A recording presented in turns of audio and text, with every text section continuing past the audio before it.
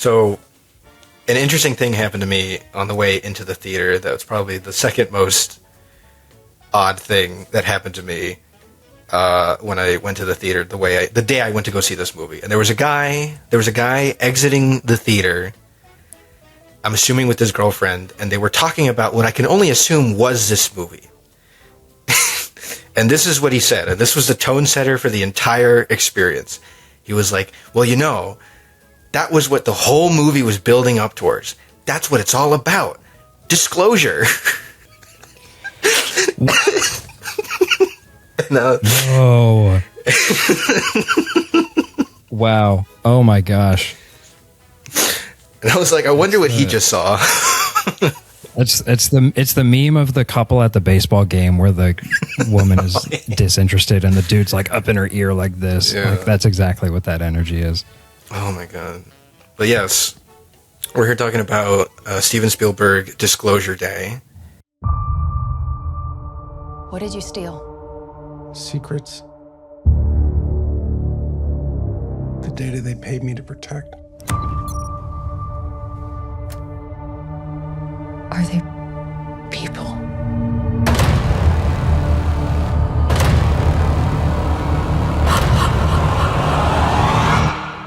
No.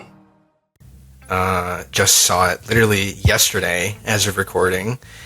And as did I. We have, I think it's come up a few times, especially in regards to Andromeda, that we have kind of a running gag.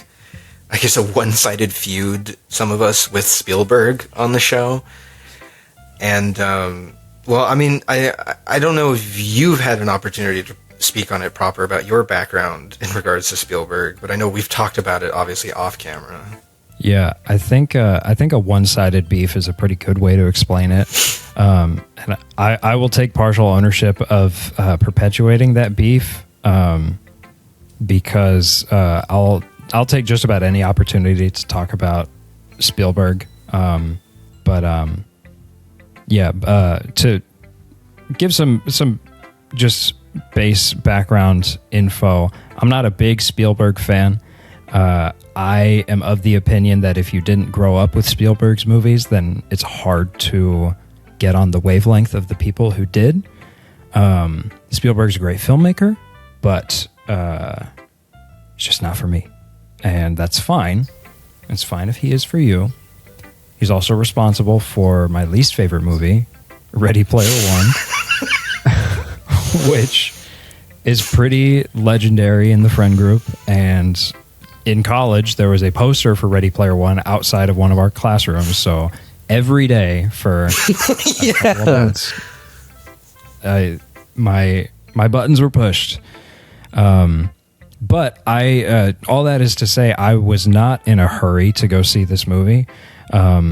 Especially his last movie, Fabelmans, didn't really strike anything in me, so I wasn't in a rush to see Disclosure Day until I learned two things about it. Two things it features that are very close to me, that is professional wrestling and Kansas City, which is where I'm from. I learned about this movie because of an article that said, new Steven Spielberg movie features aliens and pro wrestling. Now, in my brain, I thought that meant we were going to get some like beefed up aliens fighting in like an Alita Battle Angel style Sky Coliseum. That's not what happened. Maybe that would have been not necessarily a better movie, but a more interesting one. But that was sort of the catalyst for this very impromptu discussion. Was I felt obligated to see this movie and have some thoughts about it, and I thought it would be fun to have a one-on-one discussion about, especially with you, because you also love to push my buttons. Yeah. I'm a real, people call me the instigator. I have been alleged to be. And I was like, well, it was funny. Because I was like, I saw this movie genuinely, for better or worse, caused me to have to reconcile, or to have to do a lot of self-reflection. Because I walked out of the movie theater and I asked myself one thing, and I asked myself, am I an incredibly perceptive and discerning individual? Or am I an incredibly stubborn individual? Because I have this innate knack for not even seeing... I don't even need to see the trailer. I can see just the poster for a movie, and I feel like I will know exactly how I will feel throughout that experience and walking out of the theater. And I've always wondered, like, am I just really good at pattern recognition, or am I just too stubborn when it comes to, I don't know, preconceived notions, I don't know if sunken cost is the right term. All that to say, I saw the poster for this movie, and I was like, okay. And then I watched the movie, and then I was like, yeah, that's about what I expected. I get the admiration for Spielberg, and I like a lot of what he does on a technical aspect. And I think a lot of the technical aspects of this movie are pretty good. But I remember there was a certain point where it hit like the hour and 30 mark, and it's always bad when it's like the first time I check my watch during a movie. Like if I check my watch during a movie the first time, I'm like, oh no, because then I've opened the floodgates to keep checking it throughout and start doing the math of like how much is left. And I was like, I shouldn't, but I checked it, and I was like, I'm an hour and 20, and there's still like another 45, 50 to go, and I was like, oh no, I don't know, I'm kind of spoiling the point here, but it's weird to me because. Oh, okay, so the movie is Josh O'Connor and Emily Blunt have some sort of divine connection that is established to them by potentially some sort of extraterrestrial force. And Josh O'Connell works for this privatized government, or privatized organization, in collaboration with the government that for like 70 years has been hiding the existence of aliens from the American public, but I guess also the world.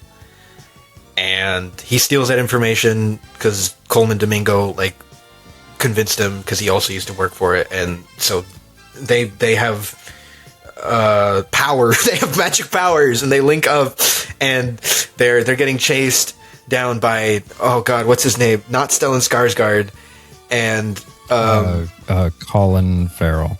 No, Colin Farrell. Colin Firth. Colin Firth. Colin Farrell is the Penguin, right? Is the Penguin, yeah. Colin Firth Okay. was Kingsman. Okay. Yes! That's where I know him from. Okay. Yes. And so, yeah, it's this sort of espionage type thing with a fantastical sci-fi element to it, where they are trying to coordinate some sort of plan to dump all of this information on these magic proprietary USB sticks that aliens are real. I love magic USB sticks. I love that they're clear and see through. Also, Yeah, you can see all the bits and bytes swimming around in the wiring, and they light up when you plug them in. And they make noise when they're loading, Proprietary, so that you know they're loading. I take issue with some aspects of this movie, and I think I might have to build up to that, because it starts to build to some very big picture things in regards to the things that this movie is trying to do. And this is interesting to me as a follow-up to Fabelmans, because Fabelmans is so obviously reflective of who he is. And so it's interesting again because to me this as a follow-up, because this also feels incredibly self-reflective. Like, it's obviously like it's another Spielberg alien movie, and seems to I don't think this is necessarily his last movie, but if it was, there are some messages and I don't know, like wisdom about who we are as a species and what we need to do as a species that definitely feels like the realizations of someone in their golden years that they really want to impart. So it's like it almost feels like a follow-up, obviously, to the Fabelmans, where he's like looking back on his upbringing, and now he's looking back on his career, but also just like a lot of what he's done in that career as well. But it just, I don't know, it just did not land for me really at all. Yeah, I have to agree. I think it was an interesting follow-up to Fabelmans in that Fabelmans is like a very down to earth, like for all intents and purposes, it's an autobiography. And then this movie is, like you said, this sort of sci-fi cat and mouse espionage adventure film. But the problems that I had with Fabelmans when I saw it started to show up again with this movie, which is right around this big long stretch in the middle, like maybe not quite the full second act, but a good portion of it. The movie kind of lost me in regards to what it's supposed to be about, because with Fabelmans, it was sort of like, okay, which dynamic is supposed to be the focal point here? Is it him and his mom? Is it him and his dad? Him and himself? Whereas for this movie, that is represented in multiple characters, where we will spend a lot of time with Emily Blunt and Wyatt Russell and stay with them for a good long while. And we're with them for so long, I've already forgotten what Josh O'Connell and his girlfriend are up to. And then we go back over to them and I'm like, oh, that's right. I forgot we were doing this now. And then at a point they split up and it's like, okay, now the focus is threefold. But then we also have Colin Firth with the little device doing his sort of mind trickery. And it didn't feel graceful in the way it was whiplashing back and forth between all the pieces on the board, which maybe that's on me being a little bit stupid, or that's on the movie not sort of blending well. I get where you're coming from. I think the first like maybe hour and change of this movie is paced like a really strong piece of television, where we get to the most interesting. We have our three like plot lines, which is evil businessman is trying to hunt down Josh O'Connell, and then what Josh O'Connell and his girlfriend are doing, and then what Emily Blunt is doing. So we have like bad guy for evil exposition and threat purposes. We have character who is already in the midst of it and has like his girlfriend that he can like give exposition to, and she can, I don't know, like challenge him or whatever. And then we have Emily Blunt, who is kind of our like emotional POV in the sense of like she is a complete outsider to it, and like we have this kind of mystery element of like, okay, well, she's connected to all of this, but how? And then it's like literally right around when like Wyatt Russell just like disappears from the movie that I was like, what's happening? Like it just that is like that transition from like second to third act just felt like such a, it sounds harsh, but it just felt like such a slog to me. And I was like, I don't understand. Like I don't know. Again, I was like, did something like go over my head? Like, what are we doing? There was a lot of the times with like the magic powers where I was just kind of like, this is really funny to me, kind of unintentionally. Like the whole thing of like her knowing everything about people, and so like she's just grabbing random people and she's just like, you need to call the police. You need to call the police on your brother-in-law. And I was like, I know what you're doing, but it's unintentionally kind of funny to me. Like if somebody did that to me, I'd be like, who are you? Yeah, and like guy like me, if I have the power to know people when I start looking at them, I don't understand why she just starts telling them. Like if I'm looking at somebody and I learn all of their like deep dark secrets, I'm looking away. Like I'm gonna not look at anybody because that sucks. Like I in a weird way, it feels like they didn't quite like establish her personality before giving her the powers, where if they had like potentially shown her as somebody who like gives advice when unprompted or like inserts themselves into other people's business, and then we have these scenes where she like can read people and is like, oh, make sure you bring her red roses or let her take a nap when the cop pulls her over. The powers being as vague as they are and not sort of defined as they are, it also feels like a lot of actions are unjustified. So it kind of just makes it feel like a one size fits all for the plot from a writing standpoint. Like when your only tool is a hammer, every problem looks like a nail. It's like when your tool is vague alien powers, then everything is solvable. Yeah. And so that was the powers were a sticking point for me of like, oh, so nothing matters because these powers can be whatever they need to be. Good morning, Kansas City. Let's take a look at today. Let's today is today's.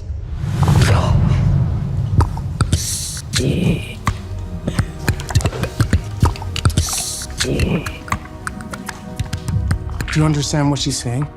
I hear it. It's gibberish. I can't understand it. And I can. That you bring up a really interesting point that leads into a lot of my larger issues with this movie, which is that I think this movie has a real stakes problem. I think like there is kind of an interesting point briefly where like so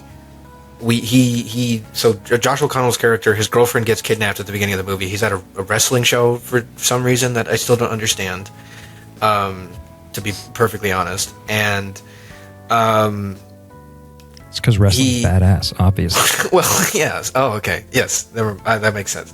And they go to a monastery together, and he's like, because she used to be like, I guess at like a monastery or something, a raised orphan Catholic, and then he's like, okay, you're gonna stay here, and then it jump cuts to her getting in the car with him. She's like, I'm coming with you. Yeah. And then they go to the safe house, and he does the exposition of what's going on that like I had kind of already figured, but you have to do. And she gives maybe the dumbest counter argument I've ever heard for security by omission, which security by omission never works. But this is maybe one of the most, I was like flabbergasted. I was like, is he genuinely are his morals as a character genuinely supposed to be challenged right now? Or is this like a bit? Because her argument is that like she, as someone who has a religious past and still kind of believes in God, even though she never became a nun, she's like, oh, entire societies are like built on faith, and God is how we define who we are as a species. So if you introduce irrefutable proof of higher powers, you kill God, and then society will collapse. Which, like, no. And she's proven wrong pretty blatantly by the end of the movie. So then it's like, okay, well then what was it? Yeah. Not even by the end. She like gets on the phone with the nun, and she's like, is it true that like God made us, that we are like God's perfect creation? And the nun's like, actually, if you read Genesis, it says that we are God's perfect creation on Earth, and extraterrestrial means not of Earth. She doesn't spell it out that blatantly, but that's it. The line is literally like, on Earth. We are his perfect creation on Earth. And she's like, whoa. You didn't lose your faith in God. Now. You lost your faith in It's like, humanity. whoa, God can still be real. Yeah. It's a weird, like, if you're going to make an argument against the level of whistleblowing that Josh O'Connell's character is striving for, the, like, making it a religious argument feels like pretty limp. Like yes. The implementation of religion in this movie, it feels almost like a Stephen King novel where it does not fit in, but it has to be there for some reason. And I don't know. Its inclusion confuses me.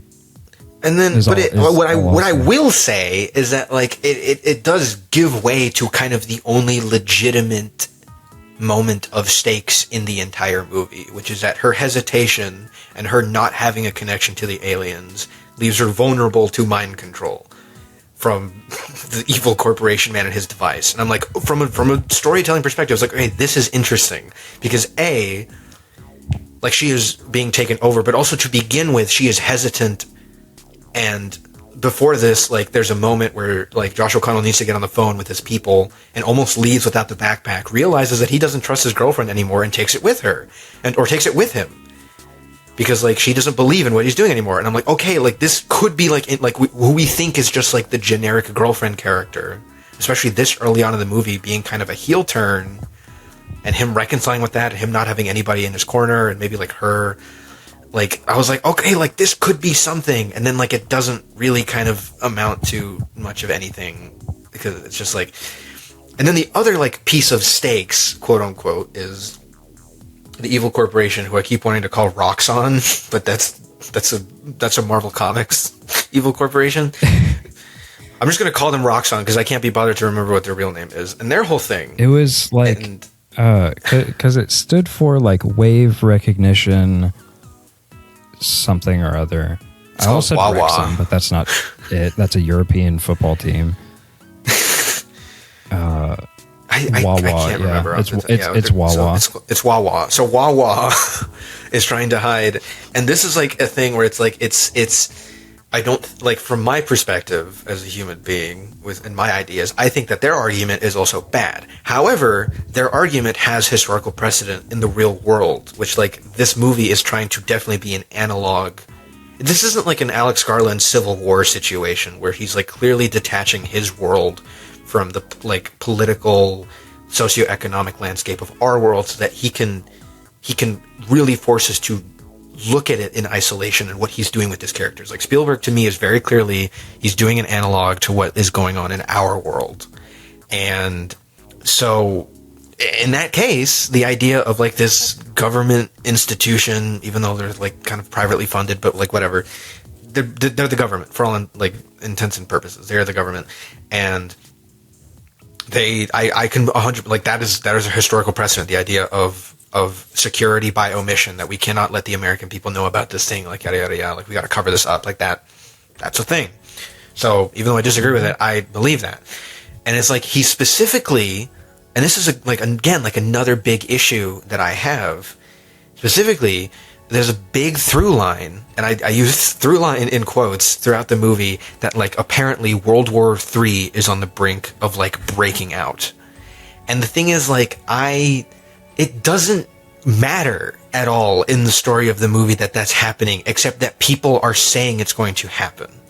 And I'll give you an example of something that I think does do this really well, that is using the, like, regime and the socio-political landscape of its world to its advantage. Like 1997 or 1977, Star Wars, right?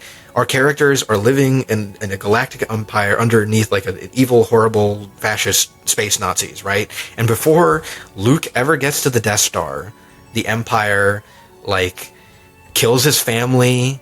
We see them, like, take a bunch of, like, rebel people hostage. There are stormtroopers, like, positioned everywhere. We see that they're, like, hunting Luke down before he leaves the planet. And when they do finally leave the planet, they, like, shoot up Han Solo as he's like, we gotta get the hell out of here, right?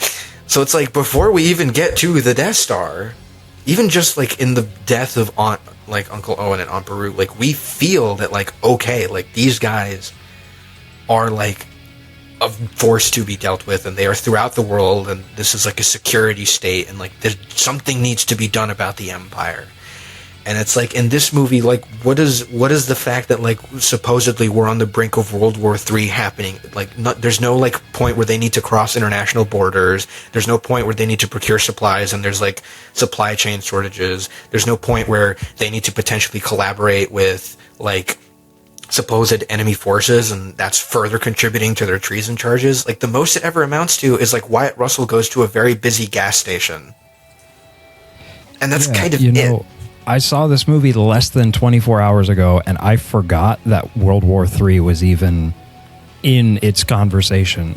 Like, especially if we have a protagonist who works at a news station. Like, news stations during wartime are become crazy. Like, because, I mean, look at the world nowadays. Political news is 24/7, and it's really bumming everybody out. But then, like, there's the clip of her doing the weather, and she like does a little dance because it's gonna hail. It's like this is not wartime news. What did they call it? The weather shimmy? Oh, I think the weather shimmy. Oh god. Yeah, and Wyatt Russell loves it. He loves the weather every shimmy. time. He loves the weather shimmy. Him and his shitty tattoos and his graphic tees. He likes music. So he has a vinyl. He That's gets so to you know play he his likes own music. stuff. He doesn't have to DJ at anymore. McFeely's on Wednesdays and Saturdays. Is McFeely's a cornerstone institution of Kansas City? You know, I actually meant to Google it because I did move out of Kansas City, and I don't drink. So if McFeely's is a real place, then I wouldn't necessarily be privy. McFeely's is a woodworking supply store in Harrison, Ohio. So I'm gonna say it's probably a no. It's a Ready Player One reference because he lives in Cleveland, Ohio, which is maybe my favorite. What? I think that opening trailer. I think this is a perfect opportunity for me to side tangent into how this movie is not Kansas City enough to take place in Kansas City. I've got a real bone to pick with movies that take place in a city for no apparent reason. If the city's not important or you're not going to showcase the city, then don't call out the city. Like, I don't think we needed a lower third that we were in Kansas City, Missouri, frankly. Because it gets even more confusing when she's like, oh, we have to drive north. And Josh O'Connell's like, oh, I have to head east or west, or like, I don't have my map out in front of me following along. Like, simplify. But yeah, I don't think this movie is Kansas City enough. I would like to know why it was placed in Kansas City, because I can't see any good reason. First of all, you mentioned it earlier when they go to the very busy gas station. The world's busiest gas station. The world's busiest gas station with one man who's stocking chips and who knows the address, and that's it. Should have been a Quick Trip or a Casey's general store. You know, let's get specific here. Doesn't even have to be product placement. Just that's a cultural touchstone of the Midwest is Quick Trip and Casey's. Casey's more so of like the Midwest and the upper Midwest, because I know Quick Trip extends quite a bit east and south. I don't think I saw a single piece of Chiefs merchandise in this movie. If this took place within the last few years, you're going to see Chiefs stuff because they had just come off of a Super Bowl not that long ago. If we're driving in downtown Kansas City, show me the Western Auto sign. That's like Kansas City 101 is the Western Auto sign if you're driving downtown. Or I forget the name. It's a big building that kind of scoops at the top. Very famous. I promise I'm from here. And all these scenes where all of these black cars, like the Wawa's private security black cars, are like driving in a swarm. The driving was very cool. I like to see real cars driving like that. Have them like up the lawn of the Nelson Atkins Museum of Art with the giant shuttlecocks. That is like quintessential Kansas City.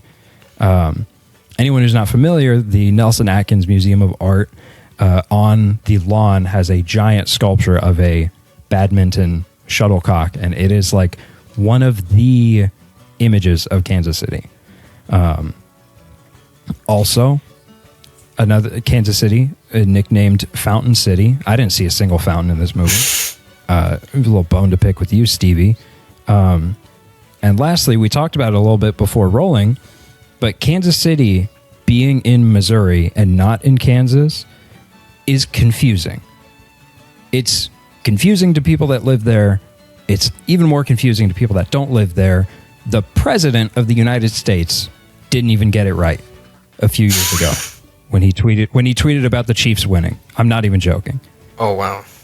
Not one character in this movie fumbles over the fact that it is Kansas City, Missouri, or Colin Firth British man, not even from America, with perfect clarity says Kansas City, Missouri. You are not that learned.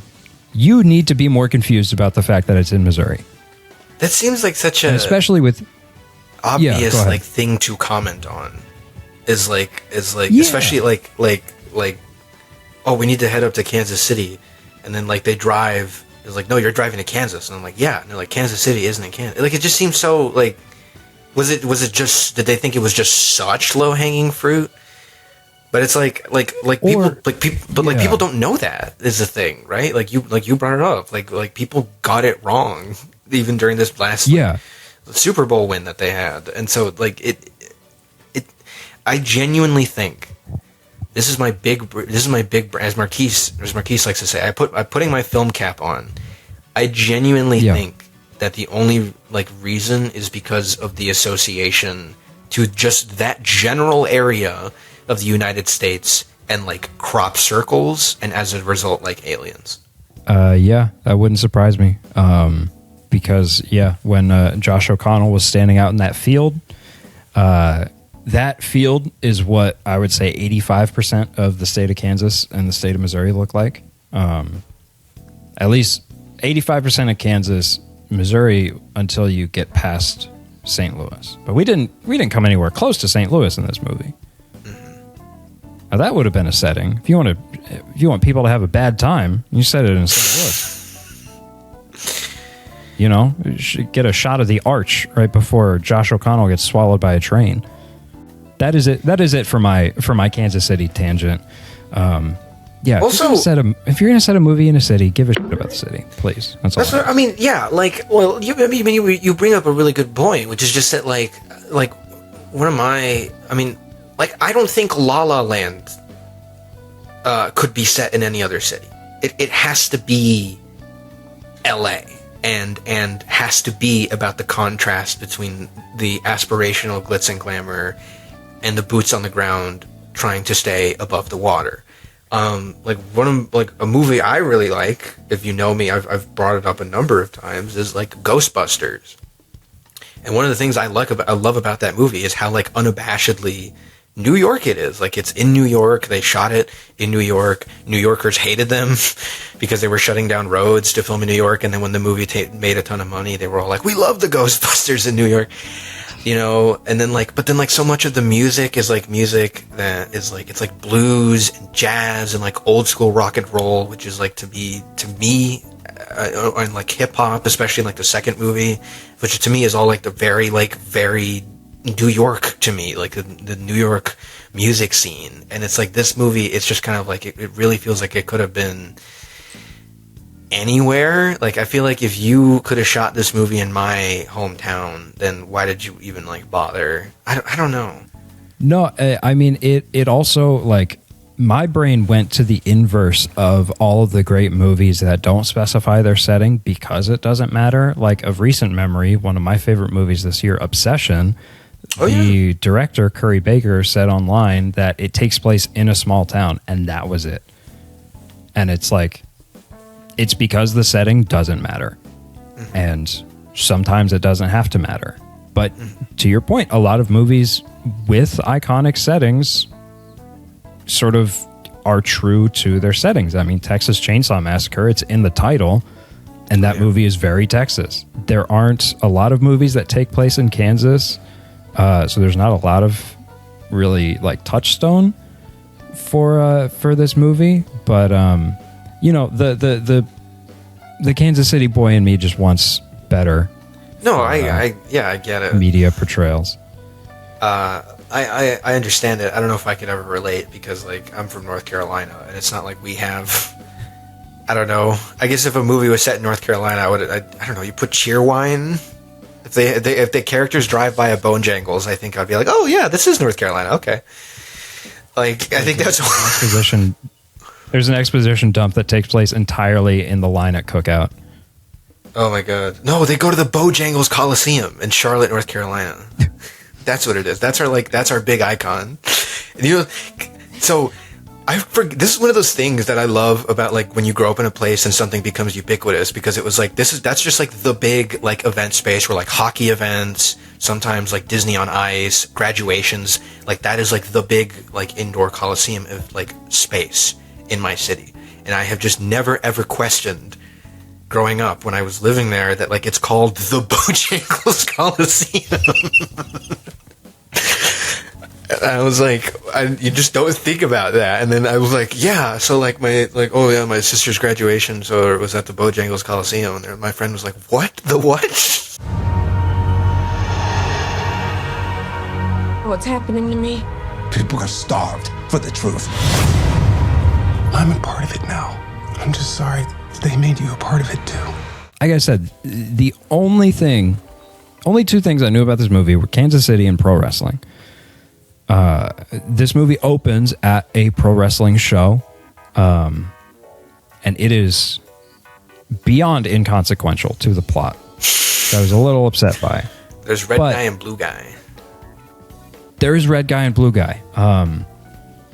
For the wrestling fans out there who are curious, the two wrestlers in the match are played by Lance Archer, who is red guy with the long hair, and Brian Cage, who is blue guy with the beard. Both of them very accomplished professional wrestlers. They both wrestle with All Elite Wrestling, or AEW, right now. For the layman, if WWE is Coca-Cola, AEW is Pepsi. Not as popular, but the easy second choice. I found out about this movie because of Brian Cage, because he is a wrestler that I follow. He has done a lot of really cool stuff, and he has always been sort of tiptoeing the line into traditional entertainment. He was with a company called Lucha Underground, which was a weekly wrestling show produced by Robert Rodriguez. And all of its backstage segments and stuff like that were shot cinematically. Like they were shot like short films, not like typical pro wrestling backstage segments. And Brian Cage was in that company for a long time, did a lot of really good work in that. So he's used to sort of that environment that sort of comes away from wrestling a little bit. So to see him in this movie was really cool. And he is an absolute freak athlete. He hits not one, but two Hurricane Ranas in this movie, which, Austin, that's the move where he like gets his legs up around the other guy's head and then whips him around. The Black Widow Iron Man move, if you will. Yes. Is where most people would probably be familiar. Actually, the referee in this movie was played by Chavo Guerrero Jr. Now, Chavo is part of the Guerrero family, which is a very, very storied wrestling family, especially in Mexico and in Lucha Libre. And his cousin was Eddie Guerrero, best friend to Rey Mysterio. Eddie Guerrero is a legend, died way too young. Chavo has kind of become Hollywood's de facto pro wrestling guy. He was the one who trained the cast of the Iron Claw on all of the wrestling that they did. He was also in that movie. I believe he wrestled opposite Zac Efron in one of the earlier scenes. He also was a consultant on, I forget the name of the show. It's an Apple TV show that just came out. It's like Blank Has Money Problems with it's got Nick Offerman in it. But it is also about a pro wrestler, and Chavo was a part of that. So it's cool to see real wrestling minds involved in this. Now, with that being said, I have to nitpick a little bit because I have some questions. Now, there's a part... Yeah, so Lance Archer hits Brian Cage with a chair in the back, called a chair shot. So he hits a chair shot and doesn't get disqualified. Now, in a normal one-on-one match, if you hit someone with a chair, that's a disqualification, you lose. But in a no disqualification match, also called Extreme Rules, Street Fight, etc., chairs are fair game. But after he hits Brian Cage with the chair, the ref takes the chair away from him and throws it out of the ring. Which is very confusing, because if this is a regular match, then he should be disqualified. If it's not a regular match, then why the ref shouldn't be taking the chair away, because it's fair game. Furthermore, I have a question about this wrestling company, because they are running this show out of a...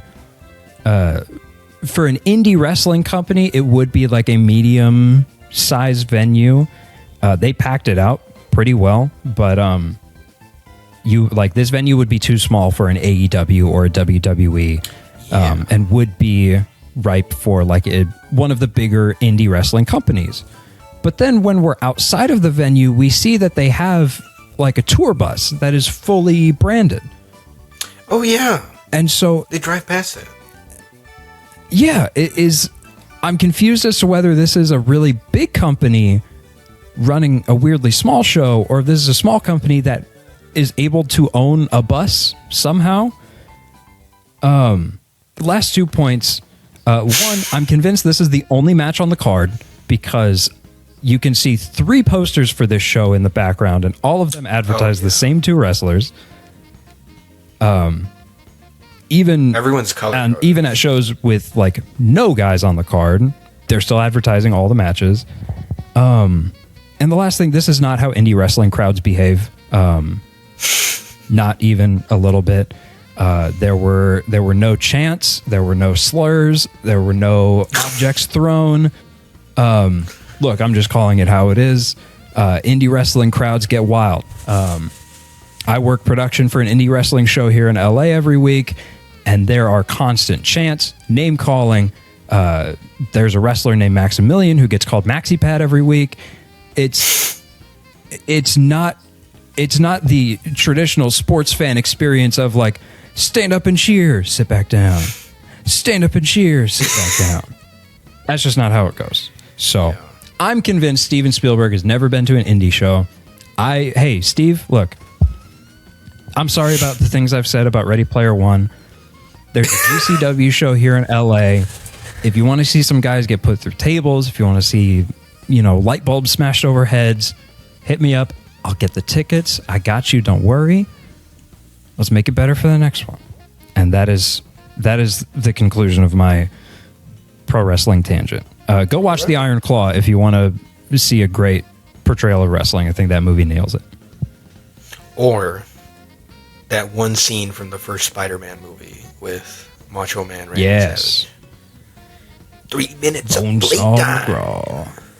And they let him hit his finisher in that movie. They didn't let Brian Cage or Lance Archer hit their finishers. It would have been pretty cool if they did. A little fan service. What if they were in a really tight bind? What if they're in that scene where they need to escape from the trailer that's just in the random army base, and they're like, how do we get out of here? And they turn to each other and they're like, well, if we say his name, he'll appear. Who busts through the wall? But Joe Hendry. Now that would have been a movie. And he pulls out his guitar and plays a song. He smashes Colin Firth shoots him in the head. Oh yeah, let's do that one instead. I believe in Joe Hendry. I mean, and this is another thing, again, that I think it feels really conflicting to me, because supposedly this movie's partially about, the world stage. And I have 2 big issues with that, which is, first of all, and I almost hate to bring this point up, because it feels so, actually of me. But I think the movie kind of brings this on itself because it wants to do the whole this is about the world stage. And it's for a movie that is supposedly about the world isn't ready. This is what humanity needs to do to be better. What this could mean for all of us, for all societies, on the brink of collapse or something. So genuine question, have do aliens just keep only crashing within the continental United States? I'm gonna go ahead and coin a term right now. Oh boy. I think I'm gonna call that Indy's hat. where in Indiana Jones, Indy's hat stays on through all of the shenanigans that he's doing. I think the suspension of disbelief for the sake of a moment is very Spielberg, and I think to bring in the external factor of other governments probably also, because I could see another director with this script having a point where once America declassifies all this alien stuff, then it's like, oh, we're getting a broadcast from Sweden, and it's like the Swedish government has this thing of an alien. Like that almost feels like the Christopher Nolan, Denis Villeneuve, like prestige version of this movie where other countries start to contribute. But I think Spielberg just doesn't operate in that same space. So I agree with your point. And it is very, there's a term for it where it's like America centric. Yes. Where it's like, well, people used to joke about that with like Independence Day, that like when you watch Independence Day, most of the monuments being blown up or that we see are only from America. So it's just like, I guess, is the world really in danger? Because it seems like it's just us. Yeah. And but yeah, I'm gonna call that Indy's hat, where we're not supposed to think about it. Yeah, and that's me being intentionally kind of like, but like to me, it's not just me being. It is definitely nitpicky, but to me, it's also born out of like this idea of like, yeah, but like this, the backs, like the set dressing, you know, the backdrop to this entire story is, in essence, the entirety of humanity, and so it seems weird to me to not. I think for a story that's supposed to be about all of us, I think the global stage is not really utilized much as a plot point, as so much as just a talking point for characters. And that was like another thing where I was just like, that's weird. This is maybe I hate to say this. This is maybe the John Williams score that has like stirred the least in me ever. I'm gonna be so honest. I barely even noticed the music because I feel like there were a lot of scenes without music. Yes, like a really bizarre amount in a really weird way, and this kind of ties into the camera of this movie. It felt almost like Spielberg was trying to make his Children of Men, because there were so many of these really long, really like whooshy and like swoopy long takes with like minimal music and very like, I mean, the scene where Josh O'Connell's in the field and the house gets swarmed and he like steals that car and ducks them, that whole oneer felt ripped straight out of Children of Men. Like the camera moving in and out of the car, following the action, like he crashes the car. I felt crazy because I feel like there's such a tonal separation between this movie and Children of Men, but the language felt so familiar. And obviously Spielberg does the quote Spielberg oneer, but it felt. Yeah, I mean, they're highly coordinated, but they're invisible to the naked eye is kind of how I would describe them. There's a lot of intention and coordination and blocking that goes into a Spielberg oneer, but they kind of, to me, in my mind, always intentionally don't really call attention to themselves. There is like a lot of coordinated camera movement. I mean, I think of that like whole sequence in Kingdom of the Crystal Skull when Indy shows up at the base and it's like he gets out of the car and like this hat is on the floor.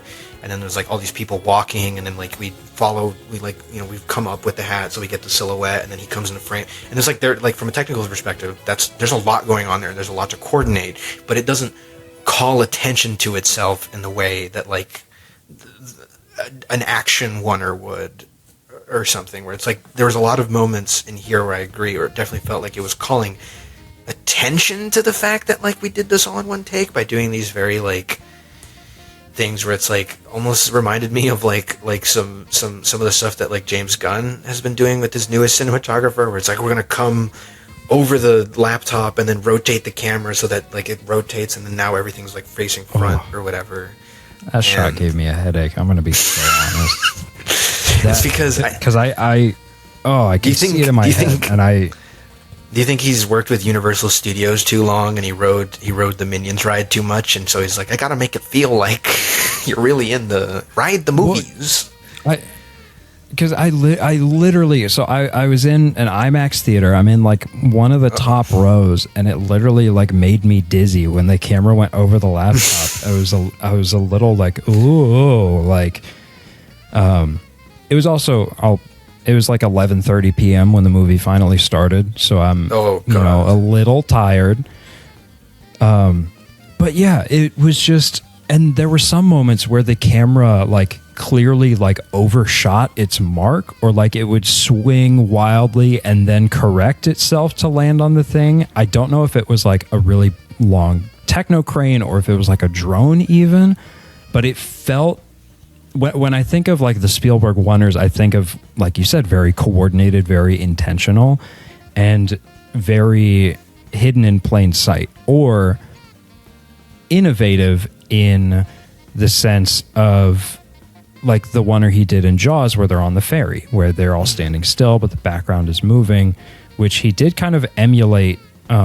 There was one shot with Coleman Domingo when they're building the house around him, where he's standing at a table talking into his earpiece, and they're like moving set pieces behind him. I thought that shot was pretty cool, because it was the Spielberg thing of not calling attention to itself, but yeah, there were a lot of like, it almost felt like, I don't think anybody else saw this movie, but Michael Bay's ambulance, there is so much drone in I remember that. There is so much crane in that movie. It's an awesome movie, I will say, but it's an awesome Michael Bay movie, which is not what I'm expecting from Spielberg.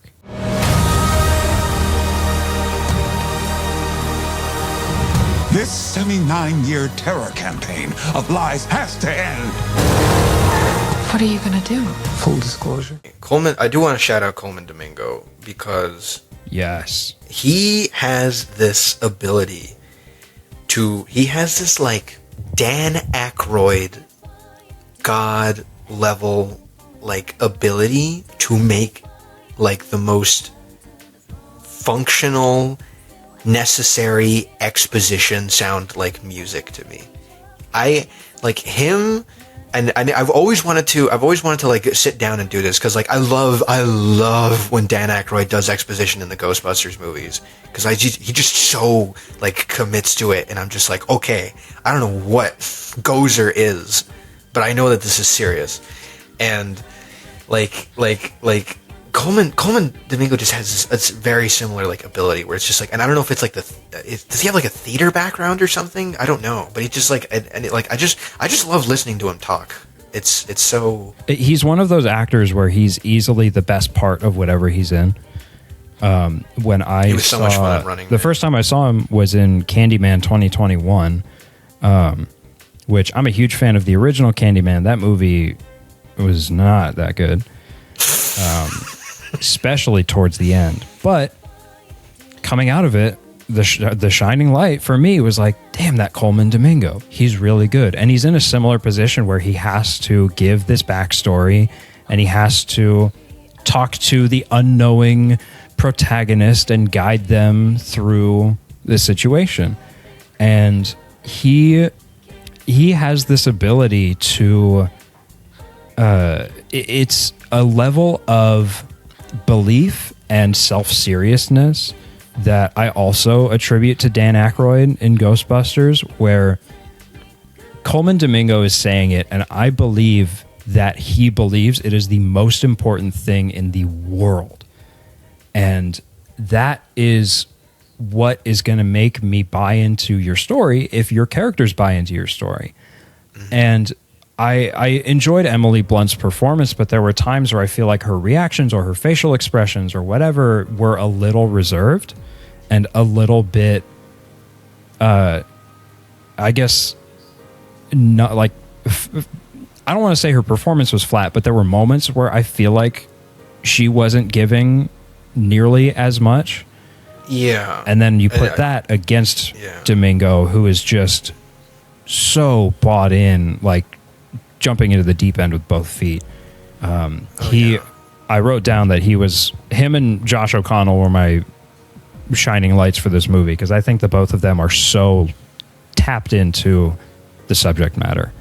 I think there was a couple of moments with like Blunt and her accent that took me out, and I don't know. There's also like I think a couple of moments where like I think unfortunately they just give her a lot of redundant emotional beats, and like that's just, you're not really setting her up for success at that point. But like I will say, like I actually that moment when like they get on the train and she's like completely in hysterics, like I actually thought that was a really standout moment for her. Like she killed it in that moment, I remember. And and then I just love how hapless and pissed off Wyatt Russell is the entire movie. He's just he's just like, what's going on? Yeah, who's this? What's Josh O'Connell's character? There's a moment where he says his name, and I burst out laughing because he says it with such like Daniel Kellner. Seriously, he says it with such like indignation. It sounds so pissed off. Man, if you take away one thing from this podcast, just know that this is a pro Wyatt Russell podcast. As of June 15th, 2026, this is a pro Wyatt Russell podcast, because he's just so awesome in everything, and his performance in this movie could have been just very one note, very flat, but he actually like brought it, and yeah, he was the source of a lot of laughs, even when there were scenes that felt unnecessary. Him being in them made them funnier, like trying to run over the phone in the hospital parking lot. Why did that scene go on for as long as it did? Genuine question. Hey, Steven. Hey, I'm talking to you. Why did that scene go on for that long? Please tell me. My DMs are open. I don't know if this is going to make me come off as a deeply unimaginative or cynical person. And I don't know if I want to give you my answer to this before I ask you to answer, but I might. Oh Christ! If this movie happened in real life, if I woke up tomorrow and it's like noon and every single news channel is just like, yeah, somebody just illegally released 80 years of like classified information, aliens are real, I'm going to be so for real with you, I don't think I would really care. because like, no, I think to me it stems from like that similar thing of just like I think there is value in outer space exploration. I think that like there is like a genuine like beautiful connection to the stars and who we are and our place in it, regardless of whether or not anything else is out there. And I like the poetry of all that. And maybe this is really naive of me to say, but I also am like concerned about the amount of money that we as a species are investing into a potential long shot plan B for our survivability rather than focusing on sustaining ourselves here. And that would be my reaction, is like, okay, they're real, I still have to put the fries in the bag tomorrow. Like, what does that mean for me? Are they going to share our technology? Yeah. I don't think I would be staring at my phone while like the bus driver is like, are you getting on? Like, I think Will called the montage at the end of the movie the phone that makes you sad.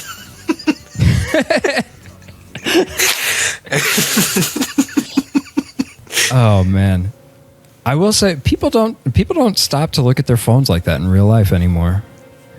No, there's no monoculture anymore. Yeah, I think if this did happen in real life, I think it would take a while for everybody to hear about it.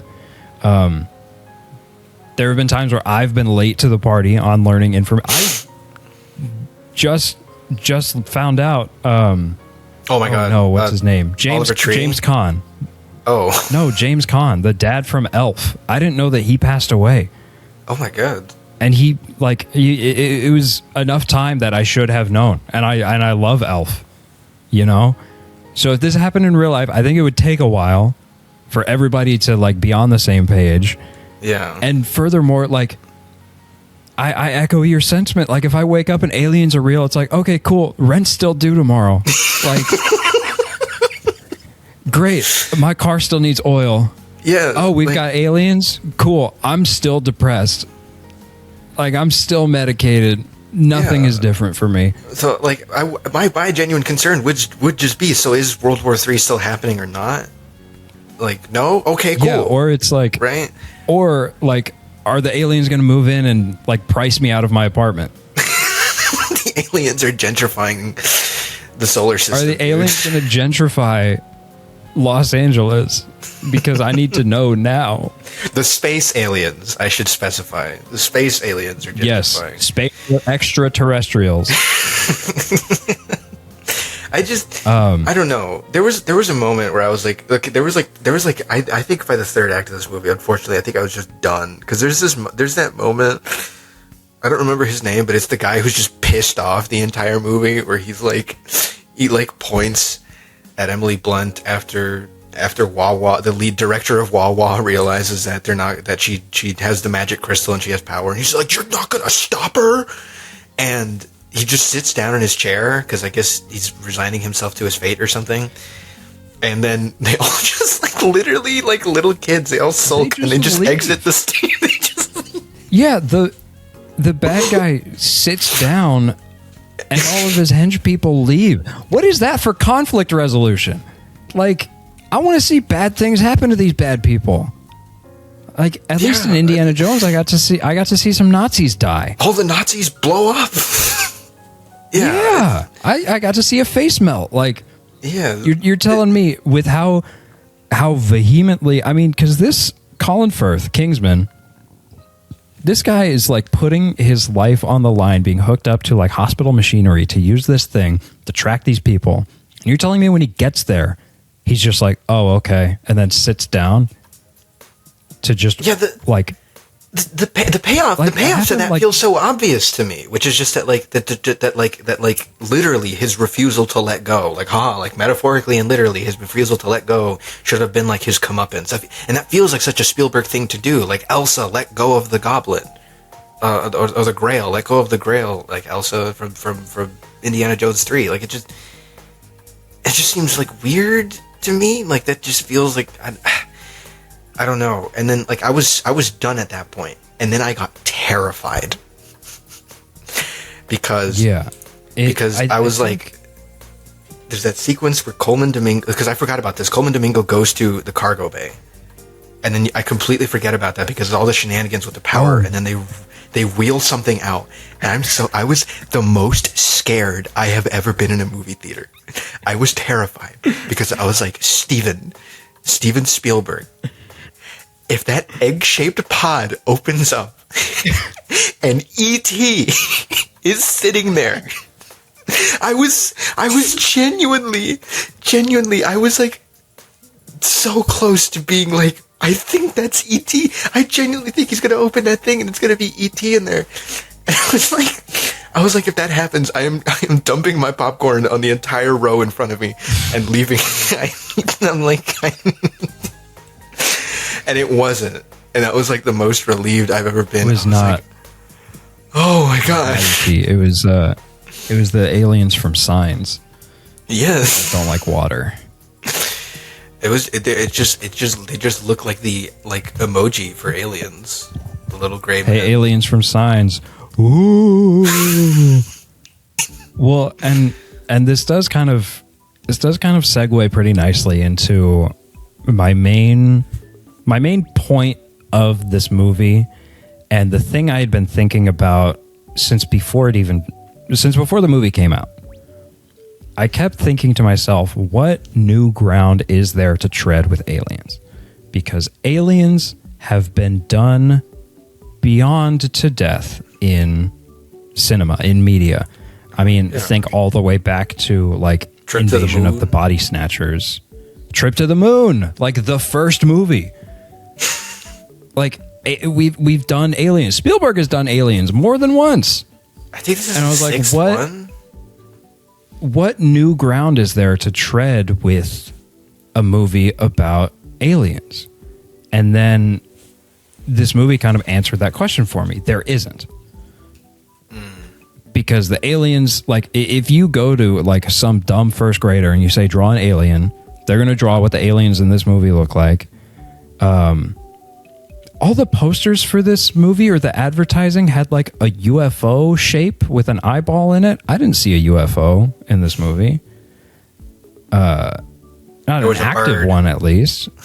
Yeah, and so I was just like, where's the where are we twisting? Like, where's the swerve of the whole alien invasion, or like the aliens being real? And there isn't one. Genuinely, it is an alien abduction story that kind of unravels itself backwards because we don't even find out about the abduction until later. And the aliens don't look special. We don't know enough about them to know how they operate. And it's like, if you're making a movie with aliens, it doesn't have to be about aliens, but it would be nice if the aliens were just a plot device. Like, yes. Also, just side note, so Josh O'Connell and Emily Blunt's characters were both abducted by aliens on the same night when they were children. Yes. And that gave them like mystical powers. Yes. Josh O'Connell got the ability to understand the alien language, the language of the universe, mathematics. Emily Blunt got the power to speak all languages, to read people's minds, to turbo empathize with people, I guess. Change her appearance to look a certain way. If I'm Josh O'Connell, I'm going to be a little upset. It's like, oh, I got the ability to crunch these numbers more. That's stupid. But genuinely, what I thought about was like, damn, the power scaling of these aliens handing powers out. It's kind of like an X-Men where not all mutants are created equal. Like sometimes you're Wolverine and sometimes you're like when they're like we don't need a cure for the X virus, and it's like, well, Johnny over there has the ability to blow up and only do it once, and if he does, he dies forever. So like maybe that would be nice for him, Yeah. It's why I don't know. Yeah. It's like, hey, Iceman, I know that you're like really cool powers and you're like Omega level mutant. Timmy's got a third ear in the middle of his forehead, and it's causing more problems than solutions. That truth will upend all established order across the entire world. If you do this, there's no undoing it. I think I was ready to write this movie off until we got to the point where we finally arrive at the like house being built in that warehouse. Oh yeah, we've been building towards it the whole movie. Yes, in what I will call very wise sort of visual storytelling. Every time we see Coleman Domingo, there's something being built behind him. It's clearly a set or a facade of a house. And then finally, we get this grand reveal wide shot of the house. Emily Blunt's there to add the context of it being her childhood home. It was like, okay, that's very Spielberg, like very set up and payoff, slowly, metaphorically and physically building to this moment. And I think everything done inside of the house was actually very well done. And it was the point in which the movie finally gripped me again after it had lost me for so long. Mm-hmm. And then it felt like the movie just kept going after that. Because obviously we still need to do the like disclosure stuff on the news. Yeah. But it felt like it was the most non-ending I've seen since like Lord of the Rings. Like it felt like if this is the big thing we're going to build to with these animals and they're coming back. Yeah. And it's like, all right, it's like playing the DLC after the like end of the game. It's like, oh, yeah. we did it. We're done. Yeah. I mean, I remember I kept talked to I talked to Will about it. Actually, we spoke briefly about this movie, and like he was like, I genuinely thought I was going to end when she said the title of the movie in the movie, and it was just gonna cut to black, and it was just like, oh no, you're just. You know what would have been a baller move is to pull out Hundreds of Beavers, and like as soon as she says that, that's when the opening credits play. 2 hours into the movie. Oh, there's inventive stuff. And then it's like you're watching a 20-minute movie. Longest cold open ever. Freezing open. Absolute zero open. Blizzard open.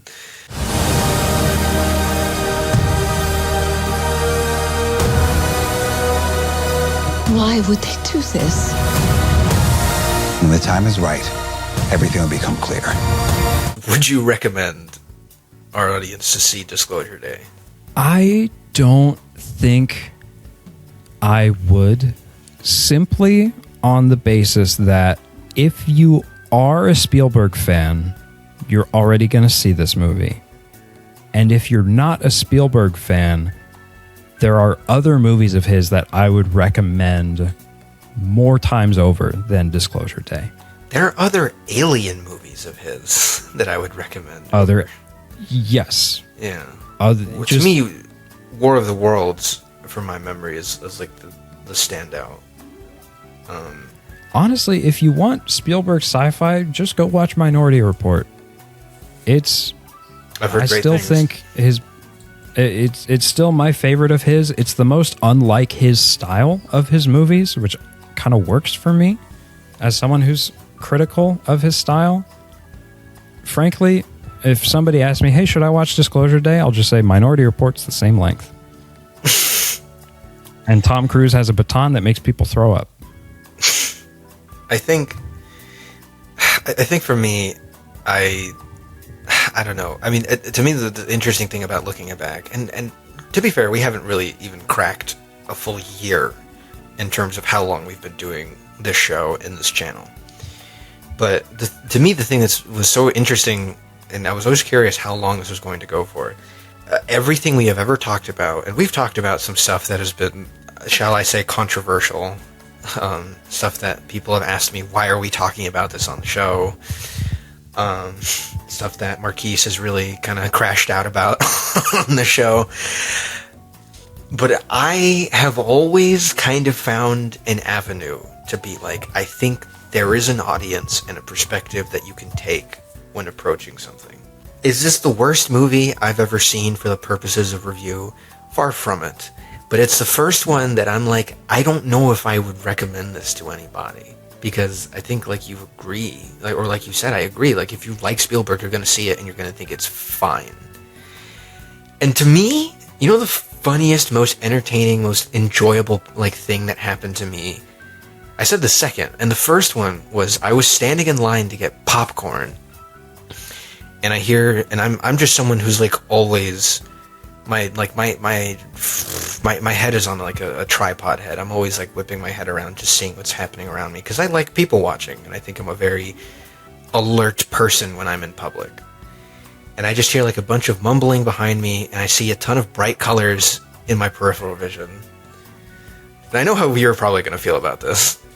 But I turned around, and there was this group of what I can only assume was like early 20-somethings, and they were all dressed to the nine in full cosplay and getup as the cast of the Amazing Digital Circus. And I was like, you know what? I was like, well, you know what? Like, they're here, and they all bought tickets, and they are excited to see a thing in theaters. And you know what? They're probably going to have way more fun tonight than I am. And I bet they did.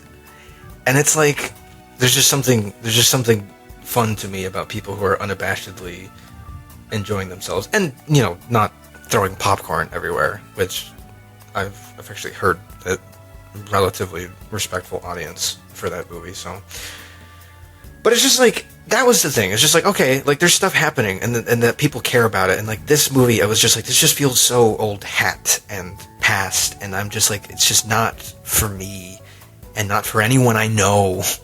And like, even people that I have talked to that like did kind of grow, and they're like that they have like the bingo card all stamped out. It's like, oh, I love the Goonies, I love E.T., I love Back to the Future, and it's like I don't know, I don't have any animosity for people like that, but it's like they have gone to see this, and it's just like they've been like, I've even heard from some of those people just like it didn't do anything for them, and it's just like I think this movie was just kind of like, it was just fine, and I think to me, and this goes back to I think why we have always kind of like, I think sometimes struggled with approaching his material, is that it's like to me, I think the worst thing sometimes a movie can be for me is just mediocre, because even if it's frustrating or baffling or like awful, in a weird sort of way, artistically it elicited more of an emotional response in me, and I feel like I have more to say, you know, even if I think it's embarrassing. And I don't think this is embarrassing. There's a lot of really competent, talented people that worked on this. It just didn't do anything for me, and I don't know. Maybe it went completely over my head. Maybe I'm not a dreamer. Maybe I'm not putting the interest of humanity at heart. Maybe I don't believe in whatever. I don't know something God. Speech from End of Ready Player One. But it was just kind of like, I don't know, like, and coming off of like what has been like a legitimate, like, and we're shopping around, and I'm hoping to get to this soon, but coming off of what has kind of been such an interesting time in the industry to me, of seeing so many like up and comers make such bombastic debuts onto the stage in terms of what they've done for the industry, that this to me is just kind of like whatever. I don't know how this is. I don't know if we're still going to be talking about this in 5-10 years. And No. for a director and who is at the level of prestige that he is, and I get it. I mean, and he has kind of acknowledged this. Like he's like even me. At the point that I am in my career, there was a quote he said recently, where it's just like, even at the point in my career, I have to justify who I am at the beginning of every single production. So it's like, I don't know, am I being unfair and not looking at this in a bubble, perhaps? But like, I also can't deny that like it just didn't do anything for me, and I don't know anyone except for maybe like, I don't know, just people that still watch the History Channel, that this would do something for. They should call it the Used to Be About History Channel. Wow. I stole that joke from Gravity. Yeah, I think you're right. I think even people with Jurassic Park tattoos would be kind of bored by this movie. And I think every filmmaker has at least one movie that you forget is in their filmography, and I think giving it some time, I think this is going to end up being Spielberg's. Yeah. It's no Tintin. And it sure is no Tintin. And hey, off of what you said about eliciting an emotional reaction, this movie has less artistic merit than Ready Player One. Because I don't think I could force myself to get into a frenzy about this movie the way that I can at the drop of a hat talking about Ready Player One. Yeah, I think I don't know. I think I'm ready to put. I think I'm ready to put this movie on a USB disk and lock it away on a secure server. You know, Enough of talking about disk closure. Let's move on to DAT closure. Whatever happens, don't you let go.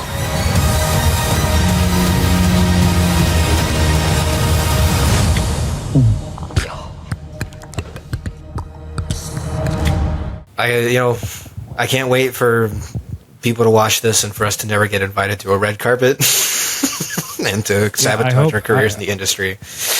But furthermore, I can't wait for this to tank and for you to never have me on the show again.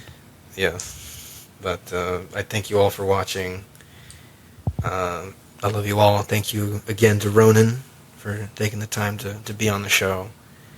And of course, thank you for having me. You all have a good night.